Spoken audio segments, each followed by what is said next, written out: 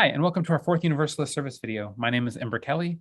I'm the Director of Religious Education here at the Fourth Universalist Society. I use she and her pronouns, and I'm so excited to have you with us today. What follows are selections from our service on October 24th, 2021, a Remembrance Sunday service. In this video, you'll hear the reading as well as the two reflections that were shared. Following that, we hope that you'll join us for a short discussion where we reflect on grief with the two speakers who joined us today. You're invited to check out our video and audio podcast each week.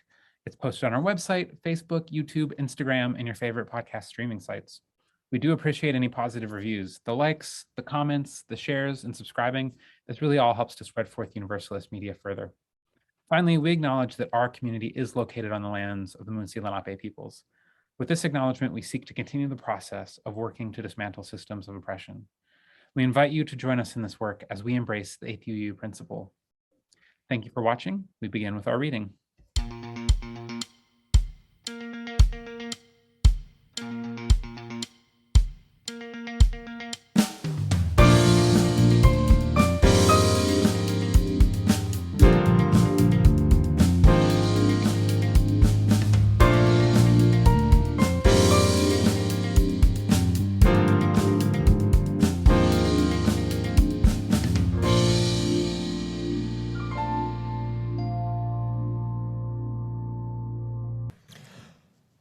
Our first reading today is by Jandy Nelson from The Sky is Everywhere. Our loved one will die over and over again for the rest of our lives. Grief is forever. It doesn't go away, it becomes a part of you, step for step, breath for breath. We will never stop grieving our loved one because we will never stop loving them. That's just how it is. Grief and love are conjoined. You don't get one without the other. All we can do is love them and love the world, emulate them by living with daring and spirit and joy.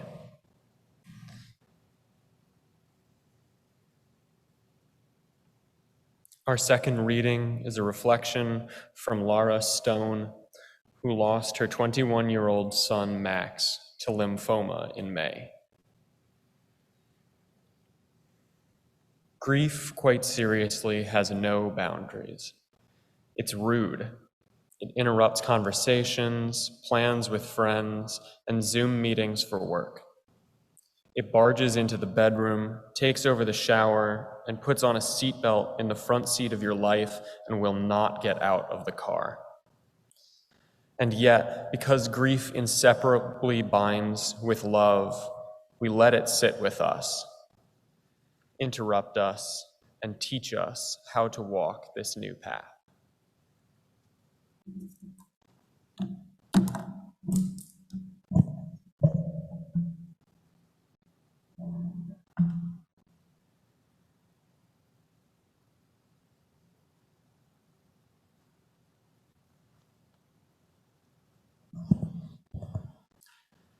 Good morning. This past year, I lost both my parents, and I feel I'm just beginning to process their absence and my sense of loss. But I know that I'm not alone, as many during this time of COVID lost beloved family and friends. My mother, Lucia Walker Fairley Pilgrim, a fourth-generation Atlantan, was a brilliant, graceful, and creative force and my greatest champion. She was a loving and supportive mother to her 4 children, a gifted artist and writer from a family that prized artistic expression. She inspired and nurtured my creative talent and my decision to become an opera singer. Courageous and with remarkable grace in her struggle with dementia and congestive heart failure, she died in her home in Atlanta at 94. My father, William Leopold Pilgrim, Bill, was an Austrian immigrant to the United States displaced by the Holocaust. He was a deeply principled, charismatic leader, a visionary who overcame immense personal tragedy to become an internationally acclaimed architect and devoted father and husband, married to my mother for 68 years. He was my anchor, always there for me when I needed him most. In April of last year, my 99-year-old father was still driving his Mini Cooper convertible and regaling family and friends with stories supported by his unparalleled memory. He took a fall, sustained a brain bleed, and 2 weeks later, he was dead. Like so many others during this time, COVID hospital protocol meant that my siblings and I were unable to be by my father's side as he wrestled with his sudden decline and impending death. It was wrenching. None of us could hold his hand, comfort him, ease his journey. For most of his life, my father was unable to speak about his childhood and the loss of his sister and parents and extended family, murdered by the Nazis. One thing he did share with me was that he was haunted by the thought of his parents in their final moments in the gas chamber at Auschwitz. He could imagine them at the end, alone in their fear and terror.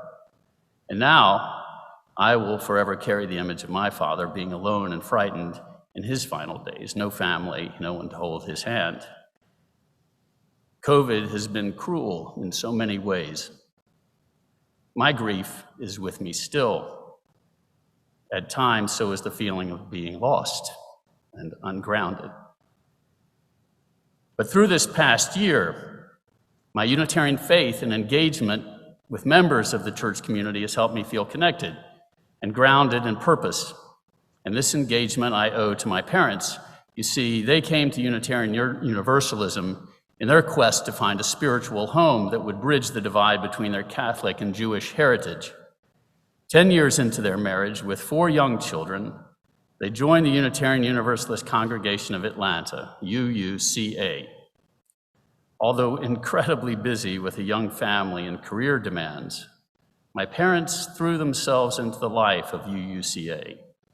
In 1965, my mother founded the art gallery at the UUCA and went on to present over 100 exhibitions by avant-garde artists, making UUCA an art destination. My mother helped Coretta Scott King write thank you notes to people who wrote to her after Martin Luther King was shot.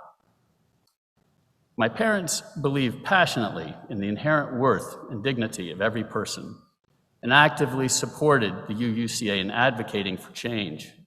My father volunteered as a consultant in the design and construction of the new church, and from 1968 to 70, he served as president of the congregation, and in 12 years, the congregation grew from 300 to 1,150 members, becoming the largest UU congregation of its time. They were beloved and admired fixtures at the church, and their friendships in the congregation became some of the most meaningful and enduring in their lives. As a child growing up in the church, I remember playing with my younger brother after services, terrorizing adult congregants with our wild games of gotcha last. We studied world religions, attended a variety of churches, mosques, temples, and synagogues. I took courses in human sexuality, ethics, decision-making, and through UUCA, registered as a conscientious objector to the draft in 1978. 4 years later, when I arrived in New York at the Manhattan School of Music to study opera, I began my search for a Unitarian home and settled at All Souls on the East Side. I became friends with the senior minister, Forrest Church, and spent many hours with him and his pipe in his study discussing the complexities of the human condition. I taught the ethics and decision-making seminar to juniors and seniors at All Souls and was active in the young adult community where new friendships buoyed me and broadened my perspectives. A few years ago, at a retirement dinner party for Unitarian minister Bruce Southworth, I was seated next to our Reverend Schuyler and his fiancée Kristen, and thus my relationship with Fourth U began. I'm now a proud member of the worship arts team and the racial justice team. I found extraordinary reward in doing good with like-minded congregants who, like my parents, championed the 7, now 8 principles of Unitarian faith. Working with others in the 2020 Reclaim Our Vote effort to enfranchise disenfranchised voters was a highlight of my year. Even through COVID, I continued to build meaningful relationships and friendships at Fourth U. the Unitarian Universalist community, its mission, and good work have grounded me in this time of profound change and loss. My parents are gone, but I am ever grateful for the Unitarian legacy they left me. I grieve with all of you who have lost someone in the recent past. I wish you peace and purpose in your days ahead. My parents led bold and inspiring lives, and in that spirit, I'd like to close with words by Reverend Bruce Southworth.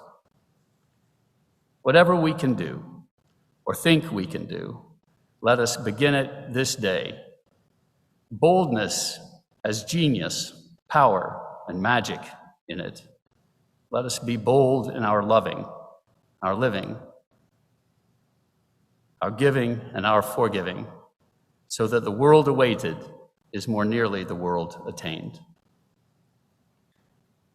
Good morning, everyone, and thank you, Anthony, for your words today. Today, I call the heavens and the earth to witness against you that I have set before you life and death, blessing and curse. Therefore, choose life so that you and your descendants might live. Deuteronomy chapter 30, verse 19.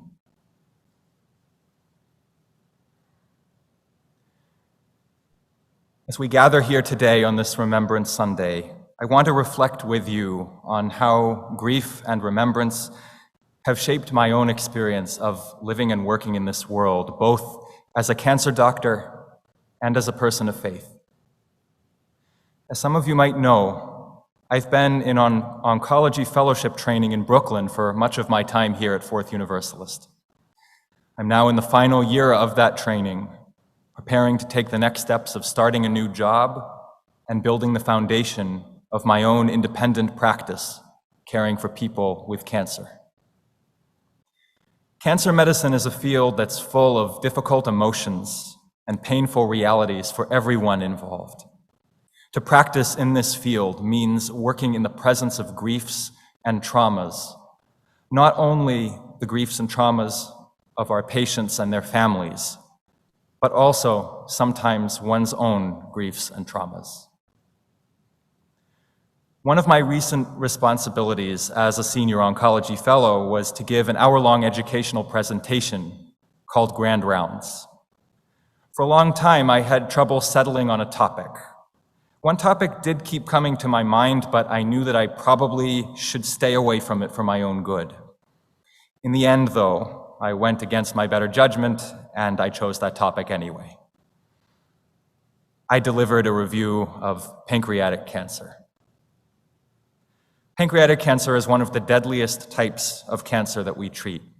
It's a cancer whose prognosis is almost always measured in months rather than in years.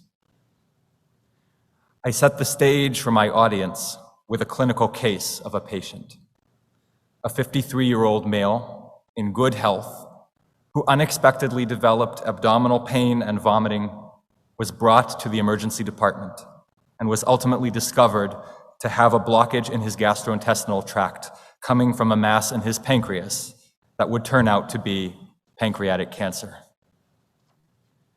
I reviewed this patient's clinical course after his diagnosis, including courses of chemotherapy, radiation treatment, and even a major surgery that had initially been deemed too risky to pursue. The patient, while weakened and scarred by his treatments, was able to keep on living and spending time with his family for over 3 years following his initial diagnosis, which for pancreatic cancer is like an eternity, before imaging scans heralded the cancer's inevitable recurrence and progression, finally leading to the patient's death at his home at age 57, with his wife and son at the bedside. I went on from there to deliver the bulk of my presentation, a comprehensive review of the current evidence-based guidelines in pancreatic cancer workup and management. But at the end of the hour, I circled back to that clinical case. and I shared with the audience that the patient in question was my dad, Matthew Sandler. My dad was diagnosed with pancreatic cancer at the start of my freshman year of high school in Boston. He died in the middle of my senior year. My life and the life of my family has been forever changed by what happened all those years ago. My father's journey through cancer was part of what propelled me into a mission of serving others through medicine. Idealistically and perhaps naively, I dreamed that one day, drawing on my family's lived experiences, I could offer humanity and hope to patients with cancer, and in doing so, create a unique meaning out of my family's hardships, so that all of our suffering would not have been in vain. This narrative was very powerful. It carried me through college, and then through medical school, and ultimately all the way into residency training. For the longest time, I just kept on running forward without looking back. By the time I was a third-year medicine resident in the Bronx, preparing to apply for an oncology fellowship, it had already been 10 years since the death of my father, and I was now a long way from home. The idealism of my high school and college years had been largely replaced by disillusionment from the chronic stresses of residency training and from being immersed on a daily basis in the material and spiritual hardships of caring for some of the most underserved communities in the city of New York. My mission to serve others through medicine remained outwardly strong, but behind the scenes, my resiliency had been worn thin by the realities of the world, and my old griefs resurfaced more and more. Many times, alone in a room where no one else was looking, I cried. I came to understand that deep down, I was still the boy losing his dad to cancer and who was powerless to change it. I was in over my head. I hadn't prepared for the impossibility of dealing with everyone else's traumas while also somehow tending to my own. I found myself questioning everything, including my plans to become an oncologist. From within the depths of this dark night of the soul, I came to a revelation. While I could not change what had happened to my dad and to my family, I could choose how to respond to it.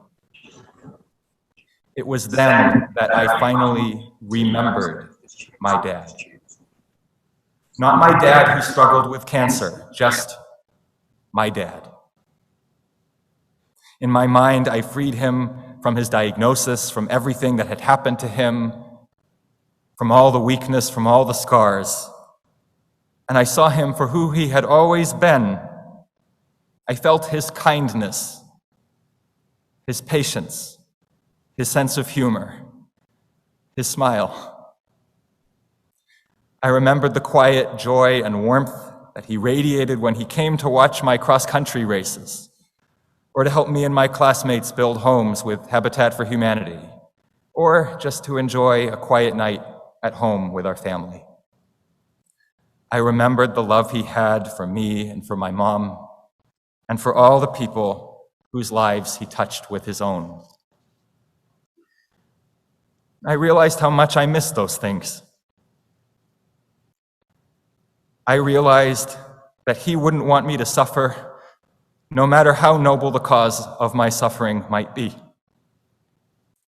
I realized that if he were here, seeing me as I was now, he would probably hug me and remind me unconditionally that I will always be a blessing to him, and that to love and to be loved was enough.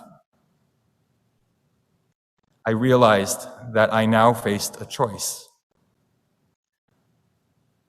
I could not change the impact of my father's death on my life. I couldn't change what had happened. I couldn't forget what had happened. But I could choose to remember my father not only by how he died, but also by how he lived.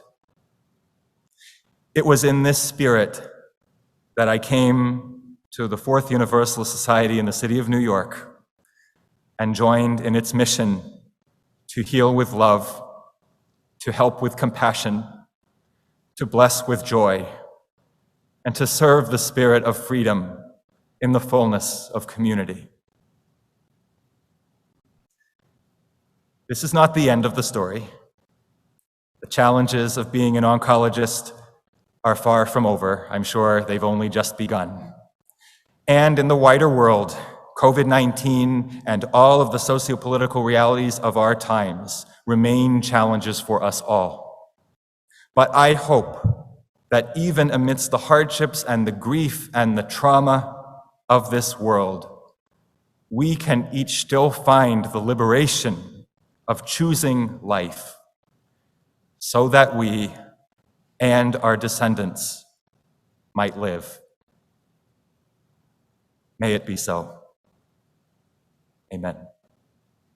Well, I am so excited today to get to sit down with Jason Sandler and Anthony Pilgrim, who had the chance to share their reflections with us today. Jason and Anthony, would you guys like to introduce yourselves? Sure, I'll jump in. I'm Anthony Pilgrim, him pronouns, and I'm a lifelong Unitarian, originally from Atlanta, Georgia. Been in New York ever since coming here for graduate school, and happy to join in this discussion today. And hello, good morning. My name is Jason Sandler. I use he, him, his pronouns. I'm originally from the Boston area in Massachusetts, and I came to New York City about 5 years ago to start my work in my medicine residency.